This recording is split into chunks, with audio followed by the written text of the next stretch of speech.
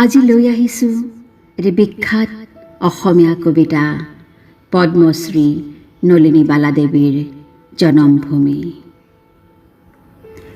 মেলিলোঁ প্ৰথম চকু তোমাৰ কোলাতে আই, জনমৰ আদিম পুৱাত।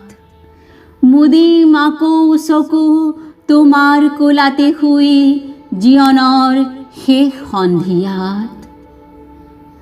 মৰাৰ পিছতো যেন পাওঁহি আকৌ ঠাই, চেনেহৰ শীতলী কোলাত। ভাগৰুৱা আত্মাই শেষৰ জিৰণিলৈ জিৰাবহি তোমাৰ ছায়াত। পক্ষী হৈ আকাশৰ বুকুত ফুৰি মুৰি, বাঁহ ল'ম ওখ বিৰিখত। পুৱতিৰ লগে লগে জগাম তোমাক নিতে, বনৰীয়া সুদিগিতত। আকাশৰ তৰা হৈ লাগি চাই ৰৈ, সেউজীয়া শুৱনি জেউতি। জোনাকত মিল হৈ বিমান পথত ৰৈ, উৰে ৰাতি কৰি মাৰুতি।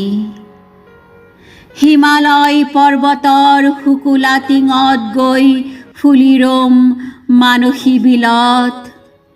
মলয়াৰ সোঁৱৰত পাৰিজাত ৰেণু সানি ধুলাম তোমাৰ চৰণত।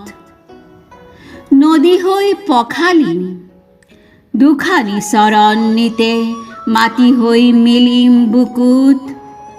সোণোৱালী মেঘ হৈ ৰঙা হাঁহি বিৰিঙাম, হেতা পৰা দুখনি ওঠত। তোমাৰ ধূলি বালি, তোমাৰ আকাশ বায়ু, আই মোৰ সৰগত বাস। তুমি মোৰ মৰতৰ পুণ্য মুকুতিৰ ভূমি, তুমি মোৰ তীৰ্থৰ প্ৰভাস।